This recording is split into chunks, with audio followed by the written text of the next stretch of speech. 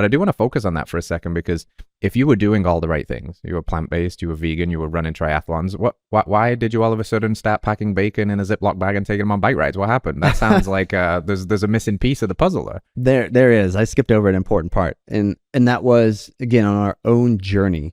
I was in school training to be a physical therapist, and I had a lot of nutritional sports science education along the way, undergraduate degree in that. And the conventional wisdom and narrative at that point in time, again, this is like over 10 years ago, was just, if you want to achieve the highest levels of success as an endurance athlete, you need to like cut out meat, you need to cut out fats, you need to really go plant-based and go heavy with your carbohydrates, carb loading, and eating sugars and sugar-like products.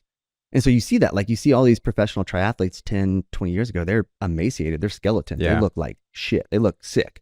And we just kind of got looped into that circle. And maybe that was, in retrospect, that was probably the first time we learned that like this overarching dogmatic narrative that's given to you by a higher entity or by science should always be questioned. And so it took a couple years where I think our bodies could tolerate that until everything collapsed.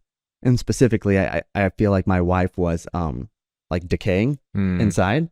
We talk about the cycle of life. It was just nasty, but she had terrible systemic inflammation, autoimmune reaction, couldn't train. Specifically, she had a knee that just swelled up to the size of a watermelon.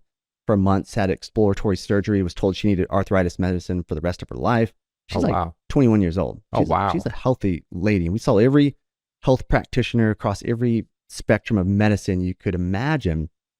And in that whole process, we were thinking like, okay, we must not be eating clean enough. So let's transition. Not vegan enough. Yeah, from vegetarian to vegan. Ah, shit, things got worse. Hold on. Let's go a little bit more extreme. Let's go plant-based vegan. Let's go like juice vegan, like raw juice. Like the raw macrobiotic, all of those terms. Yeah. Yeah, and I think like in retrospect, we went to one health practitioner at the very end of this long and painful journey. And he, first minute of this evaluation, he just said, "Tell me about your diet." And we're like, "Don't worry about this, doc. We can skip over this. We are so dialed in. We're going to impress you with how we eat." And this dude right then, he put his notepad down. He was like, "This is over. Like 1 minute into this interview, I know what's going on." And he said, "You need to get rid of all that raw food shit. You need to reintroduce healthy pasture-raised, grass-fed meats into your diet. Cook your vegetables if you eat vegetables, but you probably don't need to eat that many vegetables." And for us, we were at such a point of desperation. We didn't have another alternative, back up against the wall. And so we changed our lifestyle and our diet. And years of symptoms resolved in weeks. Wow. And a way I always think about it too, and Katie, my wife, is okay with me saying this because it's true, but if we would have stayed on that plant-based trajectory, she would either be dead at this point in time, she would either be in a wheelchair, or maybe even had her leg amputated, which that would be kind of cool to have a wife with. An amputated leg, we talk about that. I would have put a bison rancher with one leg. That would be pretty badass. Because you could make her peg out of a bison bone, and it'd be pretty dope. It would be pretty dope. What a crazy story, though, man! And thank goodness for that doctor with some. It wasn't Dr. Paul Saladino or Dr. Sean Baker or something, was it? Man, those guys were that was a little bit before. Yeah, they were like out in the forefront public, but shit, that knowledge didn't exist at that point in time at any kind of scale. It wasn't the conversation that people were having. Yeah. So yeah, it was very early on.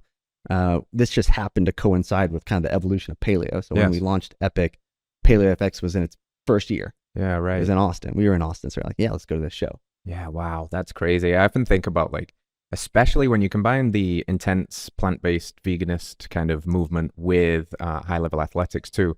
You now know, I'm sure, you raise some of the best protein in the world, that the body needs protein, and in a sense, in a kind of twisted way, the vegan body gets its protein by breaking down what's on the skeleton. You know what I mean? It becomes an animal-based diet, but it's just chewing through the tissue of self. And that's that, deterioration. And then you have all the gut issues because goodness knows how many, plant toxins you're exposed to, and the pesticides and the herbicides and the leaky gut and the inflammation. So I'm very glad that you guys kind of... even to take that thought to another level, it's like, yes, you're mining your own stored resources to stay alive on that diet. But the land on which that food is grown from is also extracting all of the natural resources from that. So that diet, in a sense, is just extractive. And at some point in time, it will always collapse, whether the landscape collapses or the human body will fall apart. Yeah, it's like a good full circle moment of this like idea of, the dystopian planet of the vegans, row crops as far as your eye can see, this monocrop future, and the kind of like monocropped diversity inside of the human body when it's not getting the bioavailable nutrition from animal meats and fats and organs. There's that systems break down without biodiversity, and I know that's a big part of what you're trying to do now with the soils and how that impacts the foods that we eat. Hello friends, if you enjoyed that clip, then you can watch the entire thing by heading to this link over here, or you can find us wherever you find podcasts by searching Radical Health Radio. If there's value here, please hit that like button, let us know in a comment what your biggest takeaway was, and hit subscribe, support the show as we support you. We'll see you soon.